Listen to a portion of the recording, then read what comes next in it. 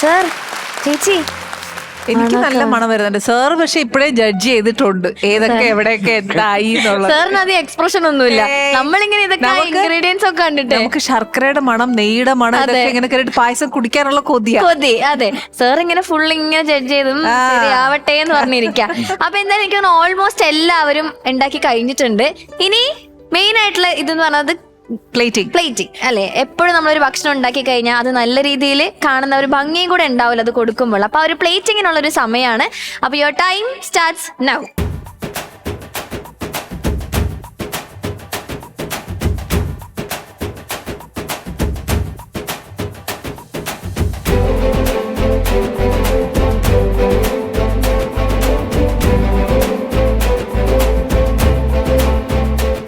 അപ്പൊ ദാ almost done. നമ്മൾ കാത്തിരുന്ന ആ ഒരു നിമിഷത്തിലേക്ക് എത്തിയിരിക്കുകയാണ്. ഇനി നമ്മൾ ടേസ്റ്റ് ചെയ്യാൻ പോവാണ്. നമുക്ക് ഇവിടെ നിന്നേ ചേച്ചി കാണാം, നല്ല ഭംഗിയായിട്ട് എല്ലാവരും ഇത് പ്ലേറ്റ് ചെയ്തൊക്കെ കഴിഞ്ഞിട്ടുണ്ട്. സാർ ഇപ്പോഴേ മനസ്സിൽ എന്തെങ്കിലുമൊക്കെ കുറിച്ചിട്ടുണ്ടാവും. പക്ഷെ എന്നാലും നമുക്ക് ടേസ്റ്റ് ചെയ്യണമല്ലോ അല്ലേ സാർ? നമ്മള് പായസം കുടിക്കാൻ പോവും. അതെ, സാറ് പായസം ജഡ്ജ് ചെയ്യും. അതെ, അത്രേ ഉള്ളൂ. സാറിനാണ് ഇനി ഫുൾ ടാസ്ക് കേട്ടോ. ഞങ്ങൾ ആദ്യമേ എല്ലാവരും പരിചയപ്പെട്ട് കഴിഞ്ഞു. ഓക്കെ, അപ്പൊ നമുക്ക് എന്തായാലും ടേസ്റ്റ് ചെയ്യാം. ഓക്കെ, വരും സാർ. അപ്പൊ അങ്ങനെ തുടങ്ങാം. എന്താ പായസം? ഇതില് മുക്കുറ്റീൻ്റെ ജ്യൂസ് ഒഴിച്ചിട്ടുണ്ട്, പിന്നെ ക്യാരറ്റ് ഇട്ടിട്ടുണ്ട്, ഈന്തപ്പഴം ഇട്ടിട്ടുണ്ട്, പിന്നെ പഴം, കുറച്ച് പുട്ടുപൊടിയും, പിന്നെ ഉപ്പും ഏലക്കയും കൂടി മിക്സ് ചെയ്തിട്ട് നെയ്യിൽ ഫ്രൈ ചെയ്തിട്ടേക്കുന്നു. ഇതിങ്ങനെ മിക്സ് ചെയ്ത് കഴിക്കണം. ഇത് മിക്സ് ചെയ്യണം, ക്രിസ്പി ആയിട്ട്.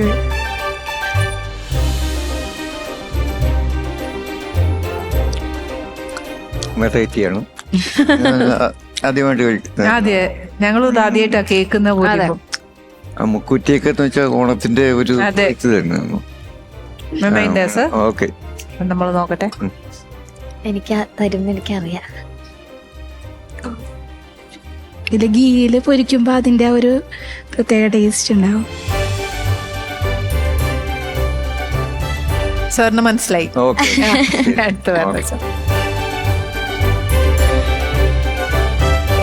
വെയിറ്റ് ചെയ്തിരിക്കാൻ നോക്ക്. സാർ ഇന്ന് മോള വെച്ച പായസം പിടിക്കാണ്. ചെറുപ്രായത്തില് പാചകം പഠിച്ചു. അതെ. പേരെന്താ? ചക്കപ്രഥമൻ. ഇത് ചക്ക വരട്ടി കൊണ്ടുവന്നാണ്.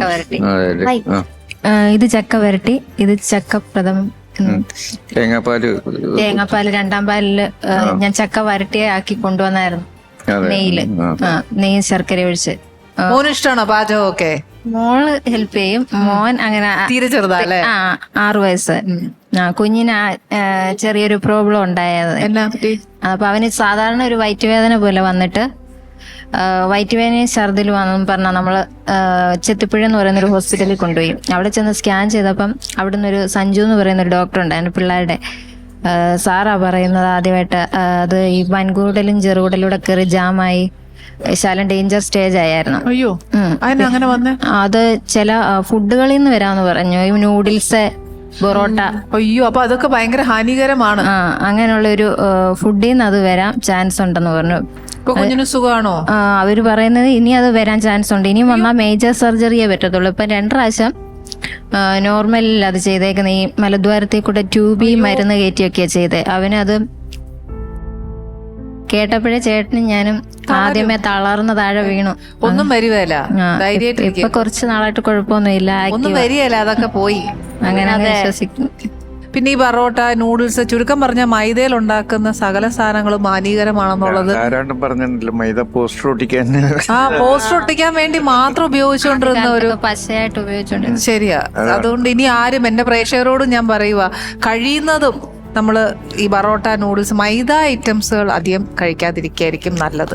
വേണ്ടേ, ഒരു അച്ഛനും അമ്മയും എന്തോരും വേദനിക്കുന്നത് നോക്കി. കുഞ്ഞു കൂടെ വന്നിട്ടുണ്ടോ? ഒന്ന് വിളിക്കാവോ കൊച്ചിനെ? ഹലോ, ഇതെന്താ അമ്മ ഇന്ന് ഉണ്ടാക്കിയേ? ചക്കപ്പായസം. ഇഷ്ടമാണോ കൊച്ചിന്? അല്ല, നമുക്കൊന്ന് ടേസ്റ്റ് ചെയ്യാം.